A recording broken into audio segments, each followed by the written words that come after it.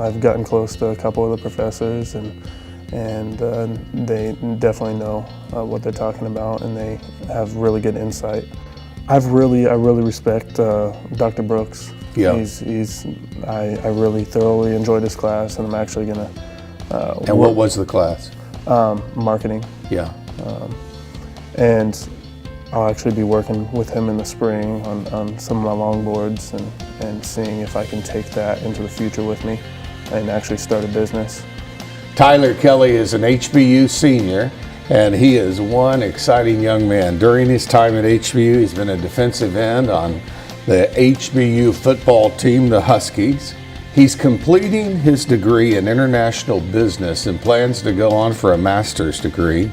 He's known for designing and making homemade longboards, a tradition which began as a teenager with his father, Shannon Kelly. Longboards, that sounds cool.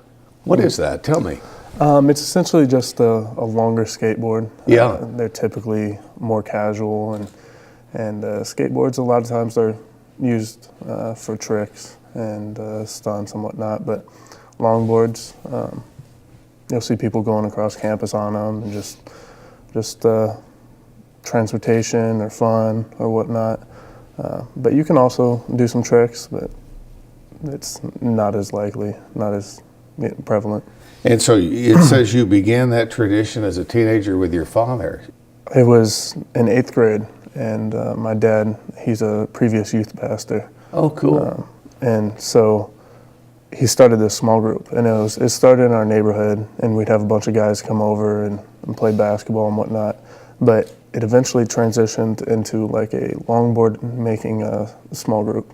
We made some other things out of wood, but some of the guys liked the longboard. So we started doing that, and this was in Georgia. We just, a 40-inch piece of Baltic birch, and you draw your own design, and we would cut it out and just make the longboard from there, and it took off. Cool. That is neat. So Tyler, tell us where you're from and how did you get to HBU? Most recently, my family has lived in Fort Worth. So I was playing football, and I got on their radar. So I decided. Playing football where? Arlington Heights. Okay. It's in Fort Worth. Yeah. And I got on their radar, and I thought it'd be a good place to come and set a platform for the rest of my life. I've gotten close to a couple of the professors, and they definitely know what they're talking about, and they have really good insight. Here's the cool thing about being at Houston Baptist University. You're in an international city. Mm-hmm. We obviously know the energy sector here alone makes this place Absolutely. Global. Now, you talked about those professors. Can we isolate who those professors are? I really respect Dr. Brooks. Yeah. I really thoroughly enjoyed his class, and I'm actually gonna. And what was the class? Marketing. Yeah. And I'll actually be working with him in the spring on some of my longboards and seeing if I can take that into the future with me and actually start a business. And that's an international opportunity too. Possibly. It's definitely more prevalent here in the U.S., but it could possibly transfer out into like Europe. Mm-hmm. But that'd be way down the road. Yeah. That's long term. So, I mean, you've been on the Huskies for how long? This is my 4th year. And position is? Oh, I was a tight end when I came in, but now I'm a defensive end, and I'm done with football. Yeah. Well, who's your favorite player in the NFL? I actually have a friend playing for the Lions. His name's Ashawn Robinson, so I'll have to go with him. I'm just rooting for my buddy, but I actually haven't kept up with football that much. Really? Lately. So since I'm playing football, yeah, I haven't really actually kept up with it a ton. Yeah, it's funny. Joe Montana retired, and I think made the remark that he rarely watches an NFL game.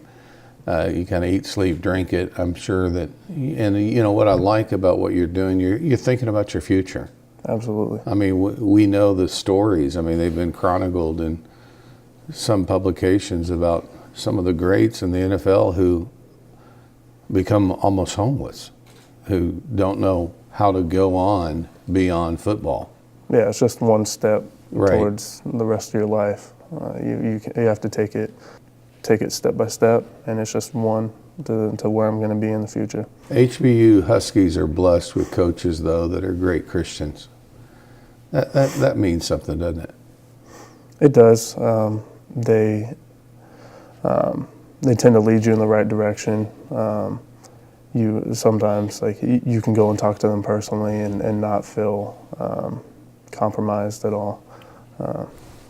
So it's nice to know somebody has your back. Yeah. Now, the faith experience, tell me about when you came to Christ and what Christ means to you. Actually, I came to Christ when I was just young, when I was 4. My dad actually taught me and my siblings, this little thing we would act out. So we'd go like, Jesus, Jesus, and down on the cross, and then we'd like lay down on the ground and act like we were sleeping and he was buried, and then we'd jump up and celebrate to show that he was raised. And that was kind of like, we got all excited, but from the time I was young, I knew the gospel. There was times, like growing up with a pastor, there was times like I struggled with like legalism versus actually like living it out because I wanted to follow Christ. Yeah, and the faith experience, non-American style, is the cross, taking up your cross. Mm-hmm. The person we're following died.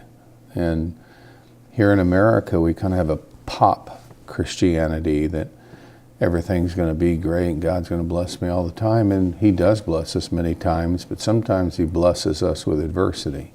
Absolutely. Right? And he builds character. I mean, you didn't build those muscles by sitting around thinking about it, right? No, sir.